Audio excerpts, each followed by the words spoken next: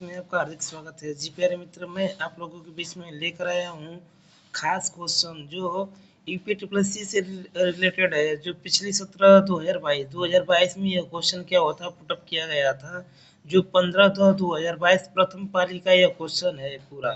जो हमने यह क्वेश्चन को इस क्वेश्चन को हमने बनाया हुआ है। इस क्वेश्चन को यह क्वेश्चन किस तरह से है, कैसे है, इसके बारे में हम डिस्कस करते हैं। जी दोस्तों, हमने इसमें देखा कि पहला क्वेश्चन क्या है कि उत्तर पहला क्वेश्चन यह है कि निम्नलिखित में से किस युग में तांबे का पहली बार उपयोग किया गया था। यहाँ पर होता है क्वेश्चन क्या सही होगा, ताम्र पाषाण युग, यानी कि इंग्लिश में कहेंगे in which of the following as copper was first used. इसका राइट आंसर क्या होगा, कैथोलिक एज। क्या होता है कैथोलिक एज, यानी कि नेक्स्ट अगला क्वेश्चन क्या है, निम्नलिखित में से किस स्थान पर प्रथम बौद्ध संगीति का आयोजन किया गया था। इसका राइट आंसर क्या होगा, राजगीर। यानी कि निम्नलिखित में से किस स्थान पर प्रथम बौद्ध संगीति का आयोजन किया गया था, यह क्या होगा, Rajgir. The first of Buddhist council was the held a which among the following place, यानी कि right answer will be the same, Rajgir. क्या होगा प्यारे मित्र, राजगीर। नेक्स्ट अगला क्वेश्चन पढ़ेंगे हम, निम्नलिखित में से कौन सा वह व्यक्ति है जिनका नाम देवानंपी पी दशमी भी था। क्या है, निम्नलिखित में से वह कौन सा व्यक्ति है जिनका नाम देवानंपी पी दशमी भी था। यानी कि इसका राइट आंसर क्या होगा हमारा, मौर्य सम्राट अशोक। क्या होगा, मौर्य सम्राट वश। नेक्स्ट अगला क्वेश्चन पढ़ेंगे, संगमरमर पर पित्रा या रंगीन पत्थर की जड़ाई का काम किस समय बहुत लोकप्रिय हुआ। इसका राइट आंसर क्या होगा, शाहजहां। कौन थे, शाहजहां। यानी कि the pietra dura of cold stone engrave work on marble became very popular in the days of Shah Jahan. क्या होगा, शाहजहां।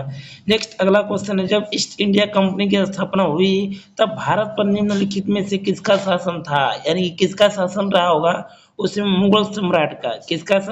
किसका मुगल सम्राट। यानी कि when the east India company was establish India was ruled by whom among the following, a right answer will be the same, a Mughal empire. यानी कि ये क्या होगा, मुगल सम्राट।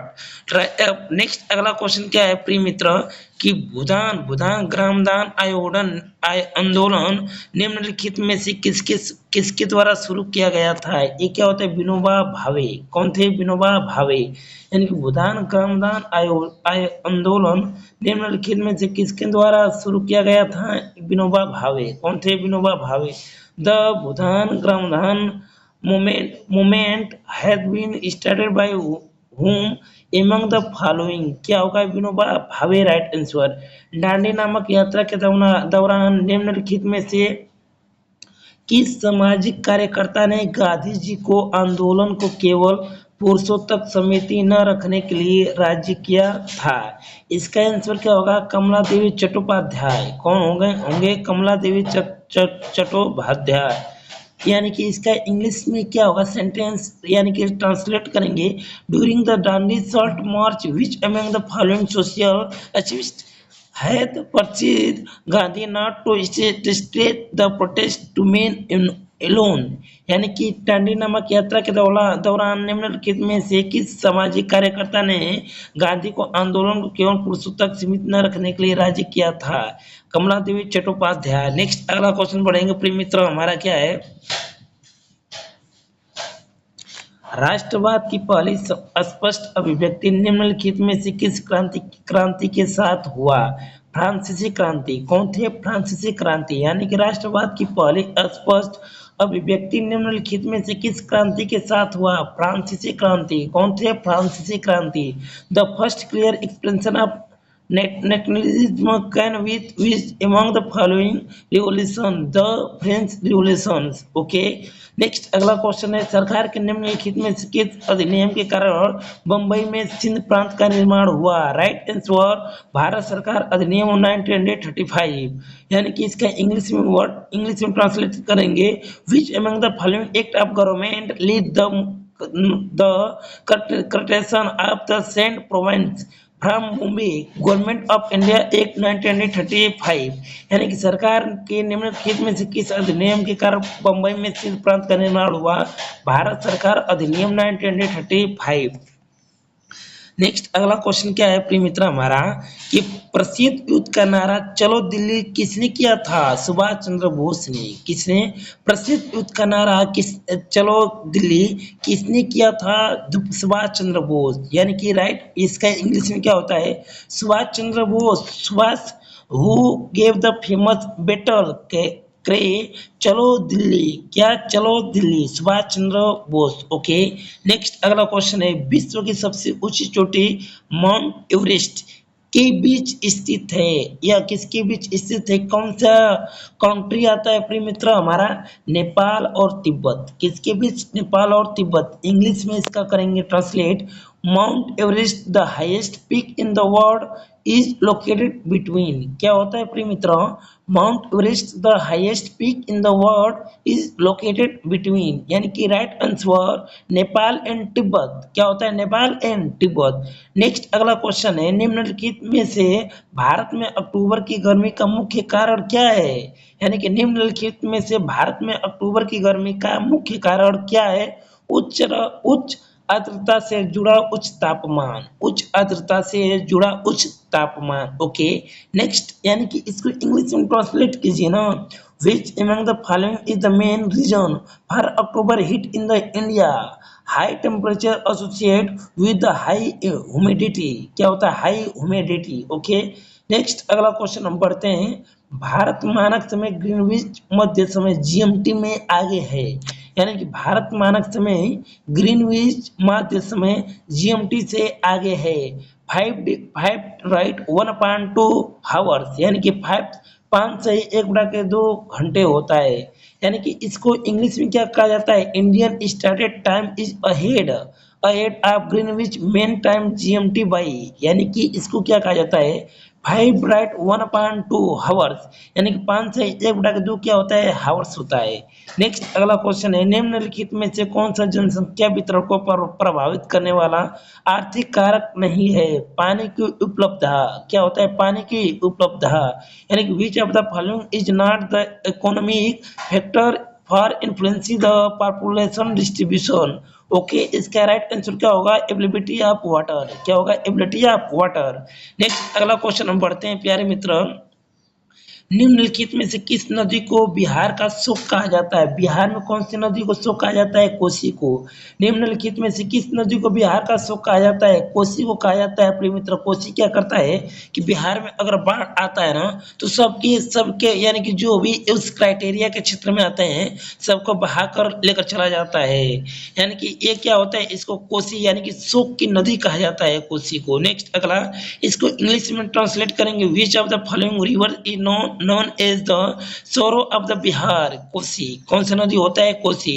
नेक्स्ट अगला क्वेश्चन है भारत की पंचवर्षीय योजना को अंतिम स्वीकृति निम्नलिखित में से किसके द्वारा दी गई थी? राष्ट्रीय विकास परिषद। किसके द्वारा? राष्ट्रीय विकास परिषद के द्वारा। जी दोस्तों आगे की तरफ बढ़ते हैं। यहाँ पर नेक्स्ट अगला क्वेश्चन क्या है हमारा? किसी भी विकासशील अर्थव्यवस्था के प्रारंभिक चरणों में अधिकांश गतिविधियां क्षेत्र से संबंधित होती है। किस क्षेत्र से संबंधित होती है? प्राथमिक से। किससे संबंधित होगी प्यारे मित्र? प्राथमिक से कहेंगे। At the initial stage of any developing economic the majority of activities belong to the sector। यानी कि इसको क्या कहेंगे? प्राइमरी। क्या कहेंगे? प्राइमरी। निम्नलिखित में से कौन सा हरित क्रांति की रणनीति का हिस्सा था? यह सभी। यानी कि उसमें जो 4 विकल्प दिया गया था 4 विकल्प पता नहीं है लेकिन उसका राइट आंसर क्या होगा? All of the above. Which among the following was a part of green revolution strategy? All of the above. क्या होगा? All of the above. निम्नलिखित में से कौन सा एक वाणिज्यिक बैंक नहीं है? यानी कि सीडबी। कौन सी बैंक होता है? SIDBI. Which of the following is not a commercial bank? SIDBI bank होता है। कौन सा होता है? सीडबी। या किसी आईडीबीआई इसको कहा जाता है। ओके।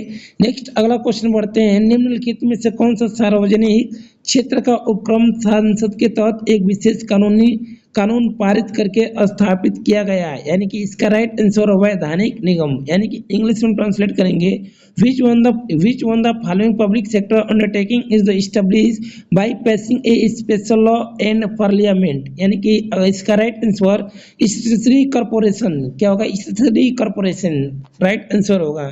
जी प्यारे मित्रों, एक क्वेश्चन क्या है हमारा यूपीटीपीएससी पेट 15/2022 प्रथम पाली में यह क्वेश्चन क्या है आपका रिवीजन किया गया है, प्लीज इसको रिवीजन कीजिएगा।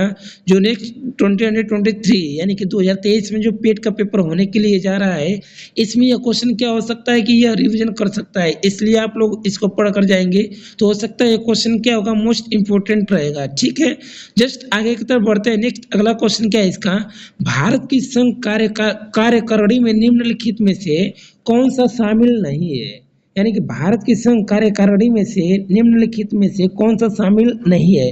राज्यों के मुख्यमंत्री यानी कि ऑल स्टेट ऑफ सीएम यानी कि चीफ मिनिस्टर यानी कि राज्यों के मुख्यमंत्री क्या होते हैं, कार्यकारिणी प्रणाली में शामिल नहीं होते हैं।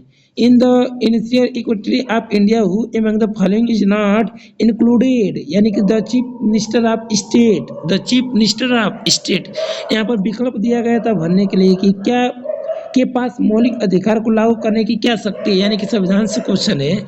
इसको क्या करेंगे, सर्वोच्च न्यायालय और उच्च न्यायालयों के पास मौलिक अधिकार को लागू करने की शक्ति होती है, क्या होती है, इसकी शक्ति होगी। Have the power to implement the fundamental right, क्या होता है fundamental right. The supreme court and high court क्या होता है, the supreme court and high court right answer. Next अगला क्वेश्चन बढ़ते हैं, यहाँ पर दिया गया है भारत में राष्ट्रीय मानवाधिकार आयोग निम्नलिखित में से किस मंत्रालय के अधीन है, गृह मंत्रालय, किसके अधीन, गृह मंत्रालय। भारत में राष्ट्रीय मानवाधिकार आयोग निम्नलिखित में से किस मंत्रालय के अधीन है, गृह मंत्रालय। इसको इंग्लिश में कहा जाता है in India the national human right commission in under which of the following ministry of home affairs. Okay, next अगला क्वेश्चन, निम्नलिखित में से किसी केंद्र शासित प्रदेश में उच्च न्यायालय स्थापित करने का अधिकार है, यानी क्या कहा गया, निम्नलिखित में से किस केंद्र शासित प्रदेश में उच्च न्यायालय स्थापित करने का अधिकार है। जी दोस्तों, यह आंसर क्या होगा, सांसद का, किसका, सांसद। Who among the following have the right to set UP a high court in any union territory? Okay, इसको क्या जाता है, पार्लियामेंट, क्या कहा जाएगा, पार्लियामेंट। नेक्स्ट अगला क्वेश्चन है, निम्नलिखित में से कौन सा अनुच्छेद भारतीय संविधान में सर्वोच्च न्यायालय की स्थापना और गठन के बारे में है, 124। निम्नलिखित में से कौन सा अनुच्छेद भारतीय संविधान में सर्वोच्च न्यायालय की स्थापना और गठन के बारे में है, 124। इसका इंग्लिश में ट्रांसलेट करेंगे, विच of the following articles is about establishment and constitutions of supreme court in India, constitutions 124। Okay, next अगला क्वेश्चन, तारों का रंग निम्नलिखित में से किस पर निर्भर करता है। तारों का रंग निम्नलिखित में से किस पर निर्भर करता है, उसके तापमान पर, किसके तापमान पर प्यारे मित्रों, उसके तापमान पर, यानी कि जो तारों का रंग होता है उसी के टेम्परेचर पर यह निर्भर करता है। The colour of the star depend upon which of the following, its temperature, right answer its temperature. Okay, next अगला क्वेश्चन, निम्नलिखित में से कौन सी गैस ग्लोबल वार्मिंग के लिए जिम्मेदार है। निम्नलिखित में से कौन सी गैस ग्लोबल वार्मिंग के लिए जिम्मेदार है, ग्रीन हाउस गैस। क्या होता है दोस्तों, ग्रीन हाउस गैस। इसको इंग्लिश में कहा जाता है, which among the following gases is responsible for global warming, यानी कि इसको फिर से, which among the following gases is responsible for global warming, इसको क्या कहेंगे, ग्रीन हाउस गैस। इसका आंसर क्या होगा, ग्रीन हाउस गैस। नेक्स्ट अगला क्वेश्चन क्या है हमारा, कि निमोनिया मानव शरीर के निम्नलिखित में से किस अंग को प्रभावित करता है। निमोनिया मानव शरीर के निम्नलिखित में से अंग को प्रभावित करता है इसको कहते हैं फेफड़ा। क्या कहते हैं प्रिय मित्र? फेफड़ा। इंग्लिश में कहेंगे pneumonia affect which of the following part of human bodies. Pneumonia affect which of the following part of human bodies, इसको कहेंगे क्या? लंग्स। ये क्या होता है? लंग्स होता है। ठीक, यानी कि यह निमोनिया मानव शरीर के निम्नलिखित में से कौन से अंग को प्रभावित करता है? फेफड़े को। अगला क्वेश्चन है हमारा, निम्नलिखित में से कौन सा वनस्पति रेशा नहीं है? नॉयलॉन। क्या होता है? नॉयलॉन। जी प्यारे मित्र, इस जो क्वेश्चन ये दिया गया है इस क्वेश्चन को आप लोग शॉर्ट कर लीजिएगा, स्क्रीनशॉट ले लीजिएगा। ओके, नेक्स्ट अगला क्वेश्चन हम पढ़ते हैं। नेक्स्ट अगला क्वेश्चन क्या है? वही क्वेश्चन था, इसको इंग्लिश में which among the following is not A plant fibres, इसको कहेंगे नॉयलॉन। क्या कहते हैं? नॉयलॉन। अब अगला क्वेश्चन है इसका, पादप कोशिका भित्ति निम्नलिखित में से किससे बनी होती है? किससे बनी होती है? इसे कहते हैं सेलुलोज। क्या कहते हैं? Cellulose. Plant cell was is made up of what among the following? Plant cell was his made up of what among the following? Cellulose. क्या कहेंगे? सेलुलोज। जी दोस्तों, यह क्वेश्चन दिया गया है 5.21 मल्टीप्लाई 6.332 माइनस यहाँ पर 2.92 दिया गया है ना, 2.9272 दिया गया है। इसको अगर सॉल्व करना होगा तो सॉल्व कैसे करेंगे? पहले इसका गुणा करते हैं। कैसे गुणा करेंगे आइए इसके बारे में डिस्कस करते हैं। जैसे का यह क्वेश्चन दिया गया होगा ना, इस क्वेश्चन क्या करेंगे? 5 लिखेंगे, उसके बाद यहाँ पर क्या लिखेंगे? पहले यहाँ पर लिखेंगे 5। ठीक, यहाँ पर 5 लिखेंगे, उसके बाद पॉइंट लिखेंगे। यहाँ पर 21 है, फिर इसको क्या करेंगे? मल्टीप्लाई करेंगे। इसमें करेंगे 6.32। ओके, जब इसका गुणा करते हैं ना तो यहाँ पर आता है कितना? 32.9272। उसके बाद क्या करेंगे? इसमें से इसको घटाएंगे। किसको घटाएंगे? 2 पॉइंट यहाँ पर 9272। जब इसको घटाएंगे तो इसका आंसर कितना आएगा? 30 आएगा। कैसे आएगा प्रिय मित्र? हमने इसको देखा कि जो हमारा ये क्वेश्चन था 5 पॉइंट यहाँ पर 21 गुणे में 6 पॉइंट यहाँ पर 32 इक्वल यहाँ पर क्या होगा? इसका मान 32.9272, यानी कि 32.92 यहाँ पर क्या होगा? 72। ओके, 72 आएगा यहाँ पर। जब इस यह आएगा इसमें से 2 पॉइंट यहाँ पर 9272 घटाएंगे ना, तब इसका मान कितना होगा हमारा? यहाँ पर 2। जब इसको घटाएंगे तो इसका मान कितना आएगा? 30.00, यानी कि इसका आंसर कितना आ जाएगा? 30 आएगा। ठीक, नेक्स्ट अगले बढ़ेंगे हम।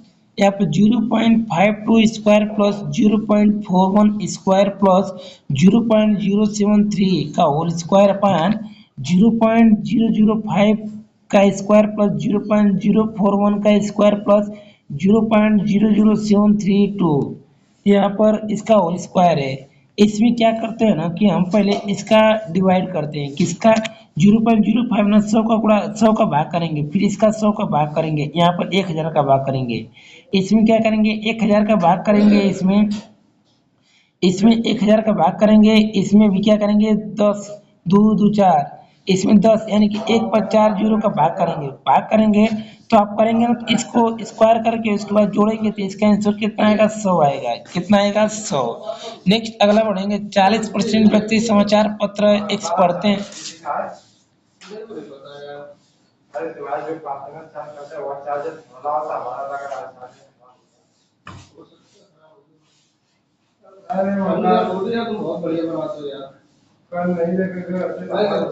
जी प्यारे मित्र, यहाँ पर 40% व्यक्ति समाचार पत्र X पढ़ते हैं और 50% व्यक्ति समाचार पत्र Y पढ़ते हैं, 10% व्यक्ति दोनों समाचार पढ़ते हैं। तो कितने व्यक्ति दोनों में से कोई समाचार पत्र नहीं पढ़ते हैं? इसको अगर सॉल्व करेंगे आप लोग तो इसका राइट आंसर कितना आएगा? 20% आएगा। आप लोग चेक कीजिएगा। यहाँ पर 5 परिणामों का अवसर 46 है और पहले 4 का 45 है। 5वां परिणाम कितना होगा? इसका आंसर कितना होगा? 50 होगा। यहाँ पर under root 29.8116 plus under root 77.44। इसको अगर सॉल्व करेंगे ना तो इसका पॉइंट कितना आएगा, आंसर आएगा 40.26 यानी कि 14.26। यहाँ पर अगला क्वेश्चन है महर्षि शब्द का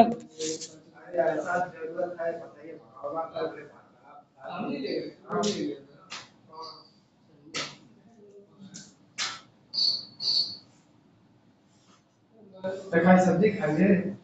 होगी तो खा लेंगे कोई बात नहीं।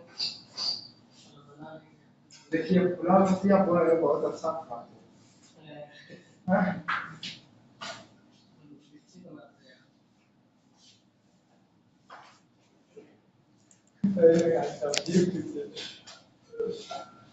जी दोस्तों, यहाँ पर अगला क्वेश्चन दिया गया है हमारा कि महर्षि शब्द का संधि विच्छेद कीजिए। महर्षि शब्द का सही अगर संधि विच्छेद करेंगे ना तो यहाँ पर क्या होगा, महाधन ऋषि। क्या होगा, महाधन ऋषि।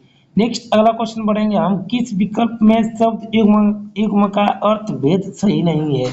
इसको क्या कहेंगे, यहाँ पर है अवलंब अविलंब अधर विलोकित। क्या होगा, अधर विलोकित। नेक्स्ट अगला क्वेश्चन हिंदी का, किस विकल्प में सभी शब्द परस्पर पर्यायवाची नहीं है। क्या, किस विकल्प में सभी शब्द परस्पर पर्यायवाची नहीं है। पार्वती रुद्राणी भवानी, पार्वती रुद्राणी भवानी। नेक्स्ट अगला क्वेश्चन है, किस विकल्प में सही विलोम युग्म है। नूतन पुरातन। क्या होता है, इसको सही करना है, किस विकल्प में सही विलोम युग्म है, नूतन और पुरातन। ओके। नेक्स्ट अगला क्वेश्चन है, ख्याली ख्याली पुलाव पकाना। मुहावरे का अर्थ असंभव बातों की कल्पना करना। ख्याली पुलाव पकाना मुहावरों का अर्थ है असंभव बातों की कल्पना करना। यहाँ पर इंग्लिश का क्वेश्चन है, read the passage carefully and answer the correct corresponding questions 41 to 42। यहाँ पर यह पैसेज क्या दिया गया है प्रिय मित्रों, last week Caroline went on her first deep sea fishing trip off the coast of Catalina Island.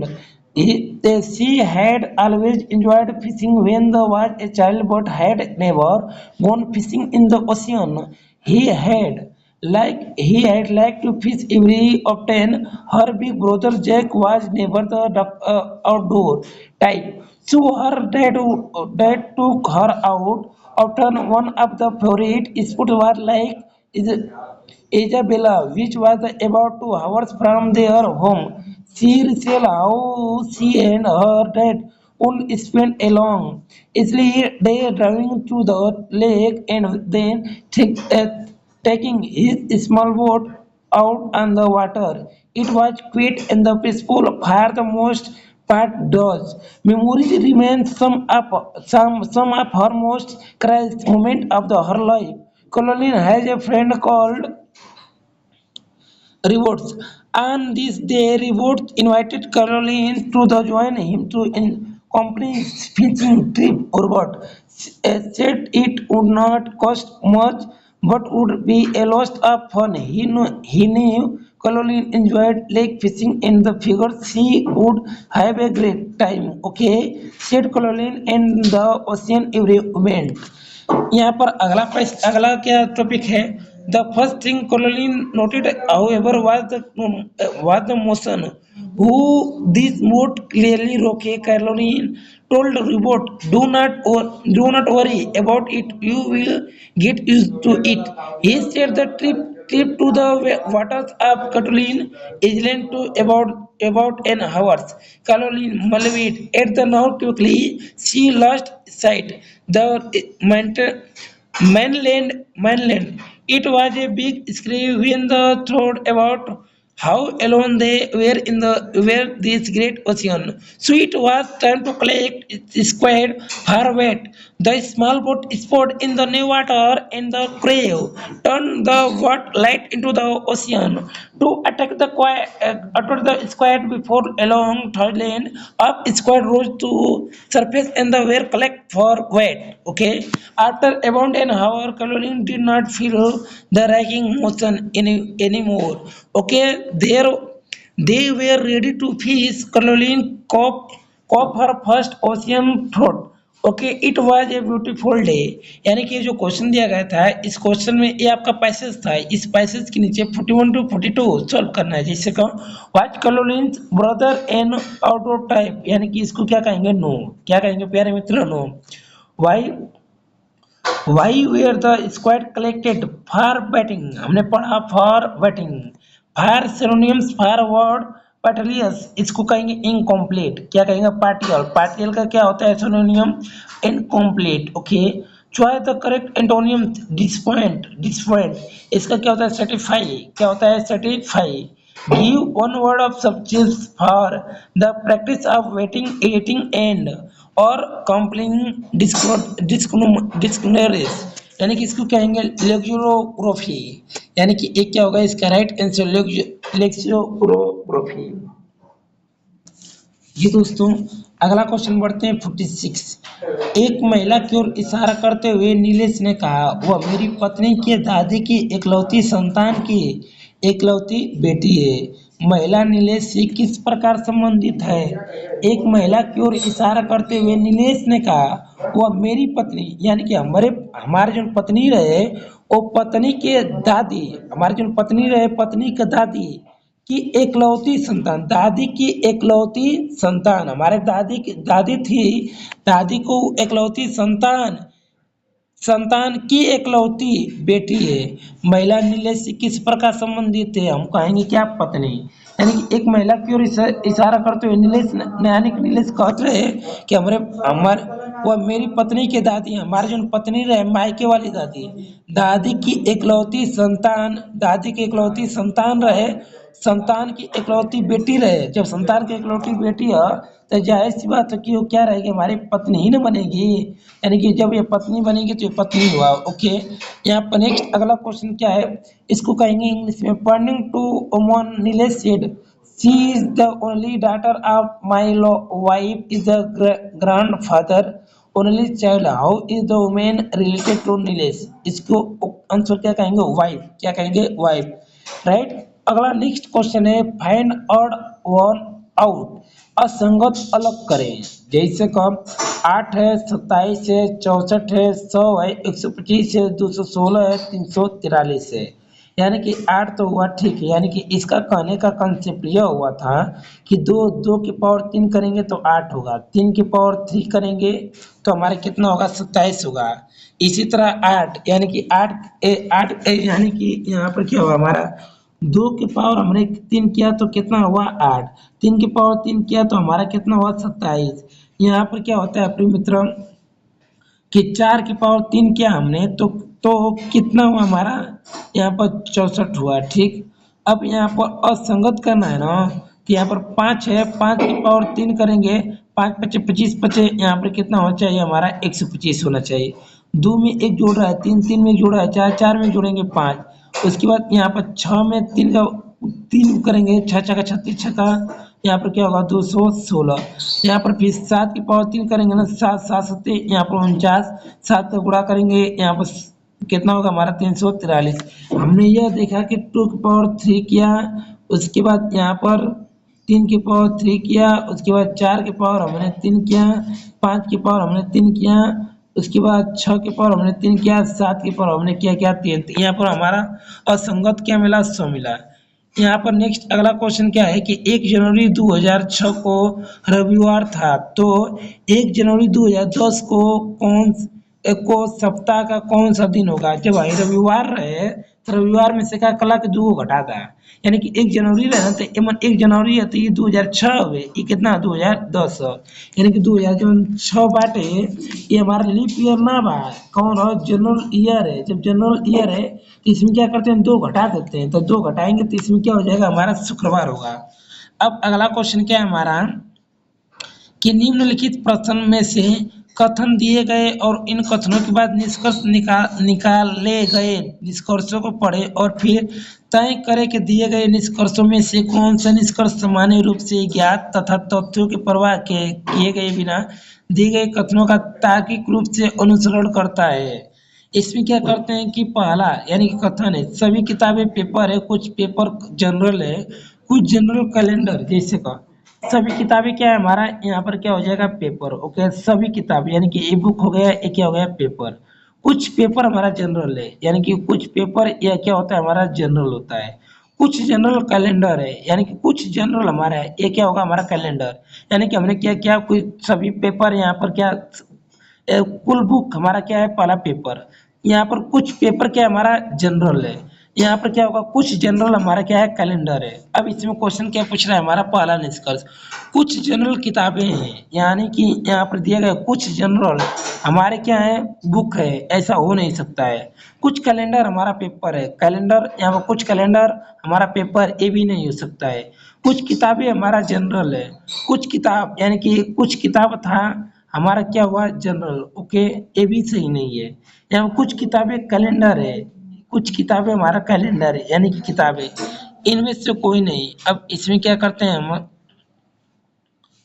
इसमें से क्या करेंगे प्रिय मित्र कि हमारा विकल्प ए लग रहा है, ठीक। नेक्स्ट अगला, यदि नॉर्मल को यानी कि यदि NORML को RPNLBM के रूप में कोडित किया जाता है तो गेटर को कोड क्या होगा। यानी कि यहाँ पर एन है ना, एन से आर, ओ से क्या हुआ पी, यानी कि ओ पी, उसके बाद आर से एन हुआ, उसके बाद एम से एल हुआ, ए से बी हुआ, एल से एम हुआ, यानी कि एक बढ़ रहा है एक घट रहा है, इसका मतलब यह होगा जीटी। यानी कि यहाँ पर क्या होगा जीटी, जी गैटर का क्या होगा TBGRFH, ये क्या होगा हमारा सही होगा। जी प्यारे मित्रों, कम समय में हमने क्या किया, पेट यूपीट्रिपल सी पेट का 50 क्वेश्चन हमने क्लियर किया है। कितना क्वेश्चन, 50 क्लियर हमने क्वेश्चन करवाया, ठीक। अब नेक्स्ट आगे की तरफ बढ़ते हैं। यहाँ पर नेक्स्ट अगला यह जो 50 क्वेश्चन है प्रिय मित्र, 50 क्वेश्चन ये मानिए कि आप लोगों के लिए हो सकता है यूपीट्रिपल पेट या वीडियो, या यूपीट्रिपल या उत्तर प्रदेश में कोई भी अगर कॉम्पिटिटिव एग्जामिनेशन है उसका पेपर देने के लिए जाते हैं तो यह मोस्ट इम्पोर्टेंट आप लोगों का क्वेश्चन रहेगा। नेक्स्ट अगला क्वेश्चन की तरफ हम बढ़ते हैं। यहाँ पर नेक्स्ट अगला क्वेश्चन क्या है, निम्नलिखित में से किस देश के वैज्ञानिक ने पहला कृत्रिम भ्रूण तैयार किया है। निम्नलिखित में से किस देश के वैज्ञानिक ने पहला कृत्रिम भ्रूण तैयार किया है। इसका राइट आंसर क्या होगा, इजराइल। कौन सा देश है, इजराइल। इसको इंग्लिश में कहते क्या है, which among the following countries scientist has prepared first संक्रमित एम्ब्रियोस। इसको कहेंगे क्या, इजराइल। क्या होगा, इजराइल। नेक्स्ट अगला क्वेश्चन है, प्रधानमंत्री नरेंद्र मोदी ने निम्नलिखित में से किस राज्य में IIBX यानी कि India international bullion exchange launch किया है। प्रधानमंत्री नरेंद्र मोदी ने निम्नलिखित में से किस राज्य में IIBX यानी कि India international bullion exchange launch किया है। गुजरात। कौन सा है, गुजरात स्टेट है। नेक्स्ट अगला क्वेश्चन है, यानी कि निम्नलिखित में से किस देश ने अगस्त 2022 में ताइवान के आसपास अपना अब तक का सबसे बड़ा सैन्य अभ्यास किया है, चीन। कौन सा है, चीन। निम्नलिखित में से किस देश ने अगस्त 2022 में ताइवान के आसपास अपना अब तक का सबसे बड़ा सैन्य अभ्यास किया है। इसका आंसर क्या होगा हमारा, चीन। यानी कि which among the following countries conduct its largest ever military exercise around Taiwan in the August 2022। Okay, ये क्या होगा हमारा, चाइना होगा। कौन सा, चाइना। अगस्त 2022 में भारत की पहली अंडर वाटर मेट्रो का उद्घाटन निम्नलिखित में से किस शहर में किया गया था। अगस्त 2022 में भारत की पहली अंडर वाटर मेट्रो का उद्घाटन निम्नलिखित में से किस शहर में किया गया था। इसको कहेंगे कोलकाता। कौन सा होगा, Kolkata. In August 2022, India's first underwater metro was inaugurated in which of the following cities? ये क्या होगा हमारा, कोलकाता। कौन सा होगा, कोलकाता। भारतीय सेना ने जुलाई 2022 में यहाँ पर गैप दिया गया नामक एक अखिल भारतीय उपग्रह संचार अभ्यास का आयोजन किया था। भारतीय सेना ने जुलाई 2022 में नामक एक अखिल भारतीय उप उपग्रह संचार अभ्यास का आयोजन किया था। स्काई लाइट क्या होगा? Sky light. The India army had conduct a pan India satellite communication exercise, okay, named in July 2022 sky light. Next अगला क्वेश्चन है हमारा, भारत के किन दो शहरों के बीच आकाशा एयर की पहली उड़ान का उद्घाटन किया गया था? भारत में किन दो शहरों के बीच आकाशा एयर की पहली उड़ान का उद्घाटन किया गया था? इसका राइट आंसर क्या होगा दोस्तों? मुंबई से अहमदाबाद। क्या होगा? मुंबई से अहमदाबाद। इंग्लिश में first flight of Akasa Air had been included between which two cities in the Indias? Mumbai to Ahmedabad. क्या होगा? Mumbai to Ahmedabad. Okay. Next अगला क्वेश्चन, आजाद का अमृत महोत्सव के तहत बड़े चलो अभियान निम्नलिखित में से किस केंद्रीय मंत्रालय द्वारा शुरू किया गया था? किया गया है? संस्कृति मंत्रालय। किसके द्वारा? संस्कृति मंत्रालय। आजादी का अमृत महोत्सव के तहत बढ़े चलो अभियान निम्नलिखित में से किस केंद्रीय मंत्रालय द्वारा शुरू किया गया है? संस्कृति मंत्रालय। निम्नलिखित में से किस आईआईटी ने भारतीय भाषा प्रौद्योगिकी को आगे बढ़ाने के लिए A40 भारत में नीलकेणी केंद्र की शुरुआत की गई? आईआईटी मद्रास। निम्नलिखित में से किस आईआईटी ने भारतीय भाषा प्रौद्योगिकी को आगे बढ़ाने की A40 भारत में नीलकेणी केंद्र की शुरुआत की है? IIT Madras. Which among the following IIT है launched the Nilekani centre at one A40 for to advance India language technology? Okay, IIT Madras होगा इसका आंसर। अगला क्वेश्चन बढ़ेंगे, किस केंद्रीय मंत्रालय की अध्यक्षता में चंडीगढ़ में नशीली दवाओं की तस्करी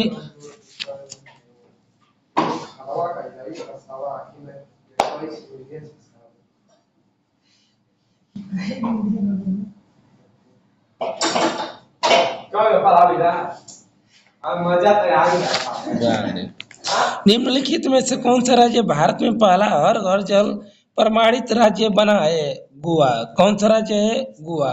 यानी कि which among the following state became the first Har Ganga Jal certified state in India? Goa. यानी कि निम्नलिखित में से कौन सा भारत का पड़ोसी देश नहीं है? यूएई। कौन सा? UAE. Which among the following is not A union countries of India? UAE. निम्नलिखित में से हंगरी की राष्ट्रीय मुद्रा क्या है? हंगेरियन फोरिट। कौन सा है? हंगेरियन फोरिट। स्वतंत्रता के बाद भाषा के आधार पर बने भारत के पहले राज्य का नाम बताइए? Andhra Pradesh. Name the first state in the form after independence on the basis of language? Andhra Pradesh. स्वतंत्रता के बाद भारत के आधार पर बने भारत के पहले राज्य का नाम बताइए? आंध्र प्रदेश। लोकसभा में पद धारण करने की न्यूनतम आयु कितना होता है? 25 वर्ष। Is the minimum age for holding office in the Lok Sabha? 25 years. कितना होता है? 25 ईयर्स।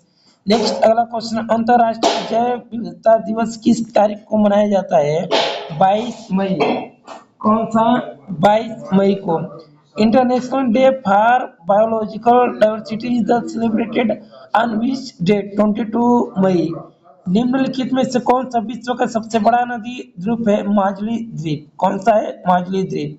नौटंकी निम्नलिखित में से किस राज्य का लोक नृत्य है? उत्तर प्रदेश। नौटंकी निम्नलिखित में से किस राज्य का लोक नृत्य है? उत्तर प्रदेश।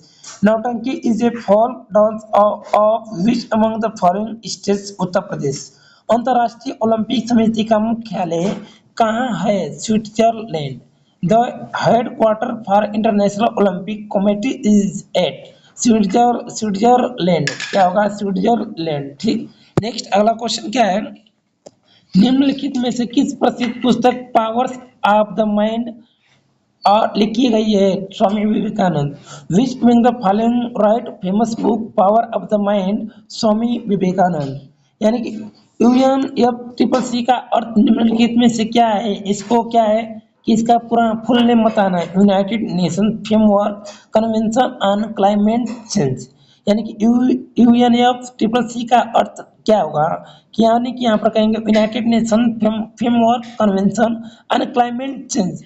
इसको इंग्लिश में क्या कहते हैं कि UNFCCC standard for what among the following United nation framework convention on climate change. Okay, next question यानी कि यह क्या है हमारा पद्य ये अनुच्छेद है ज्ञान राशि के यानी कि 71 से 75। ज्ञान राशि के संचित कोष को ही साहित्य कहा जाता है। साहित्य जहाँ समाज को प्रभावित करता है वही वह समाज को प्रभावित भी होता है। व्यक्ति समाज और साहित्य दोनों की रचना करता है। साहित्य में से हमें अपने गौरवशाली इतिहास की जानकारी मिलती है। प्रत्येक युग का साहित्य अपने युग के प्रगतिशील विचारों द्वारा किसी किसी न किसी रूप में अवश्य प्रभावित होता है। साहित्य हमारे कौतूहल में जिज्ञासा वृत्ति और ज्ञान की पिपासा को तृप्त करता है। साहित्य में ही राष्ट्र का इतिहास गरिमा और संस्कृति समृद्धि वहाँ के पूर्वजों के विचार अनुसाधनों प्राचीन रीति रिवाजों रहन सहन और परंपराओं आदि की जानकारी प्राप्त होती है। किस काल में देश के किस भाग में कौन सी भाषा बोली जाती थी, उस समय की वेशभूषा क्या थी, रहन सहन कौन थी, सामाजिक और धार्मिक विचार कैसे थे, यह सब उस समय के साहित्य अध्ययन में ज्ञात होता है।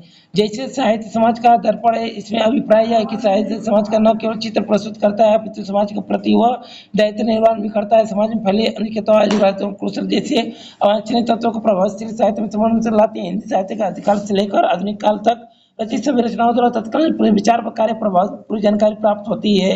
यह सभी सही विचार साहित्य के केवल और दर्पण होती है, तो केवल साहित्य समाज की विसंगतियां विडंबनाओं पर प्रभाव नहीं करता, उसे अपेक्षित बोध देने के लिए भी प्रचलन नहीं रहती है। समाज के प्रति साहित्य का दायित्व आशा करता है, यह उत्साह करे बोध देना आदि है। प्राचीन काल को लेकर साहित्य के समाज की रूपरेखा विचार करता है। यह शक्ति तोप का तलवारों पर भी निर्भर होता है, यानी कि इसका साहित्य अपने दायित्व का निर्वाह किस प्रकार पूरा करता है अनुच्छेद ऊपर दिया गया है। दुष्प्रभाव को सम्मान लेकर ये इसका क्या होगा आंसर होगा। साहित्य हमें किस तरह के पुराण वीडियो की जानकारी देता है। राष्ट्र का इतिहास गरिमा संस्कृति समाज पूर्वजों के विचार अनुसाधन आदि तत्कालीन साहित्य द्वारा जाने जा सकते हैं। साहित्य केवल समाज का दर्पण नहीं क्यों नहीं है, क्योंकि साहित्य द्वारा समाज की विडंबनाओं और विसंगतियों पर प्रभाव करके उनमें सुधार करने की कोशिश की जाती है। प्रस्तुत गद्यांश का सर्वाधिक उचित शीर्षक क्या हो सकता है, साहित्य और समाज। साहित्यकार समाज को नेक्स्ट अगला क्वेश्चन क्या है इसमें, साहित्यकार समाज के प्रति अपने उद्देश्य को कैसे परिपूर्ण करता है। नेक्स्ट अगला इसका राइट आंसर है साहित्यकार समाज में अपनी कृतियों द्वारा आशा का संचार करता है और उत्साह करते हुए वाद का संचार देता है। 76 से लेके 80 तक आई अनुच्छेद फिर दिया गया, यानी कि 10 क्वेश्चन रही, ठीक ना। एक पढ़ लिया लोगों पढ़वा लोगों तो एक स्क्रीनशॉट ले लिया, स्क्रीनशॉट लेके नीचे दिया गया जो क्वेश्चन है एक हम बता देते हैं कि ये कौन जो क्वेश्चन है। जिज्ञासु को साहित्य और हिंसा के पथ पर चलते समय संकटों का सामना कैसे करना चाहिए, संकटों को पहले सहते हुए निमित्त नाश किए बिना आगे बढ़ना चाहिए। नेक्स्ट अगला क्वेश्चन क्या है, साहित्य सत्य और अहिंसा के मार्ग को 80 की धारा पर चलने के समान क्यों बताया जाता है, क्योंकि सत्य और अहिंसा का मार्ग जितना सीधा है उतना ही तंग और इस मार्ग पर चलना अत्यंत कठिन है। नेक्स्ट अगला क्वेश्चन क्या है यहाँ पर, सत्य रूपी परमेश्वर के रत्न चिंतामणि को प्राप्त करने के लिए क्या हमें कर सकते हैं, ये सभी है। गद्यांश में चिरस्थायी शब्द का कौन सा विलोम शब्द युक्त है, क्षरण भंगुर। सत्य की तलाश कैसी की जानी चाहिए, श्रद्धापूर्वक अंत विद्यमान सत्य के मार्ग पर आगे बढ़ते हुए इस सत्य का संचार करना चाहिए। नेक्स्ट अगला क्वेश्चन क्या है कि आपको क्वेश्चन दिया गया होगा, तालिका बना होगा, तालिका में देखिएगा 2021 ए वाला दिया गया, इसका ए वाला आपको मिलेगा, ठीक है ना। 81 ए वाला तालिका दिया गया, इसमें छाट कर लिखना है। इस अवधि के दौरान कंपनी को प्रति वर्ष की ब्याज औसत राशि कितनी चुकानी चाहिए, 26.66 लाख। नेक्स्ट अगला क्वेश्चन है, दी गई अवधि के दौरान कंपनी द्वारा भुगतान की गई बोनस की कुल राशि इस अवधि के दौरान भुगतान की गई वेतन की कुल राशि का लगभग कितना प्रतिशत है, 0.6%। 2011 में इन सभी पदों पर कुल व्यय 2015 में कुल व्यय का लगभग कितना प्रतिशत है, 68.33%। कितना होता है, 68.33%। वर्ष 2013 के दौरान इन पदों पर कंपनी की कुल व्यय कितना है, 738.44 लाख। अगला क्वेश्चन है, सभी वर्षों के लिए करों पर कुल व्यय और सभी वर्षों के लिए ईंधन और परिवहन पर कुल व्यय के बीच का अनुपात कम से लगभग है 109 संबंध 151। अगला क्वेश्चन पढ़ते हैं। इसमें से आपको एक तालिका दिया गया, इस तालिका में आप लोग समझिएगा, ठीक ना। 10 दिनों के दौरान आल्टो और चिकागो की औसत गति का अनुपात क्या थी? 25 संबंधित 36। अगला है यहाँ पर आल्टो और क्विड दिए गए 10 दिनों के दौरान अपने औसत गति के समान गति में एक दूसरे की ओर यात्रा कर रहे हैं। मिलने के बाद वे एक दूसरे के शुरुआती बिंदु की ओर इशारा करते हैं। यदि शुरू में दोनों विचारों के बीच दूरी 2300 किलोमीटर है, तो आल्टो और क्विड द्वारा दूसरे से मिलने के बाद गंतव्य तक पहुंचने में लगने वाले समय का अंतर क्या होगा? 0 घंटा। दिए गए 10 दिनों के दौरान कार मिनी द्वारा किसी औसत की गति से 875 किलोमीटर की यात्रा करने में लिए गए समय का दिए गए 10 दिनों के दौरान कार स्विफ्ट की उसकी औसत गति से 990 किलोमीटर की यात्रा करने के लिए समय का अनुपात क्या होगा? 56:99। ओके। यदि सभी कार द्वारा 10 दिनों में तय की गई कुल दूरी कार ए और बी क्रमशः 150 घंटे और 300 घंटे तय करती है, तो कार ए और बी की औसत गति का अंतर क्या होगा? 61 किलोमीटर पर आवर। यहाँ पर अगला है 10 दिनों के दौरान टियागो और मिनी द्वारा तय की गई कुल दूरी का अनुपात कितना है? 68:25। यहाँ पर 91 से 95 क्वेश्चन फिर यह डायग्राम दिया गया। इस डायग्राम को आप लोग देखिएगा सटीक से। ओके, जब सटीक से देखेंगे तो यहाँ पर आपको मिलेगा, उसी को यहाँ पर आपको उसी के हिसाब से आंसर छोड़ देना है। 2003 के दौरान कंपनी में कार्यरत कर्मचारियों की संख्या क्या थी? 5000। क्या थी? 5000। किस वर्ष में पिछले वर्ष की तुलना में कंपनी छोड़ने वाले कर्मचारियों की संख्या में प्रतिशत वृद्धि कमी अधिकता है? यहाँ पर क्या कर सकते हैं हम? 4। ओके, यहाँ पर क्या होगा? 4, यानी कि 2002 से 2003 तक कर्मचारियों की संख्या में लगभग कितने प्रतिशत की वृद्धि कमी हुई है? 1% की। कितने? 1%।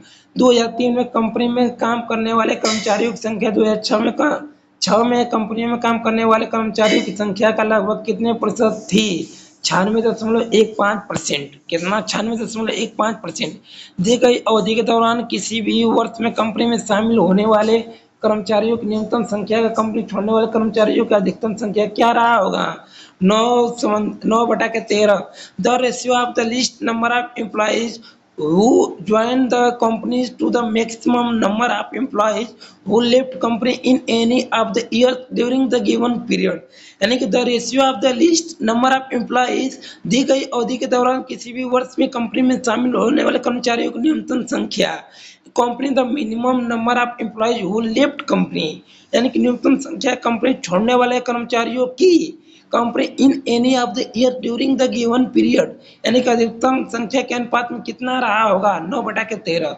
96 से 100 फिर दिया गया आपको डायग्राम। इस डायग्राम के माध्यम से आपको फिर क्वेश्चन करना है। 2013 से 2014 के खिलौनों के उत्पादन लगभग कितना % की गिरावट रहा होगा? 20% की। कितना? 20%।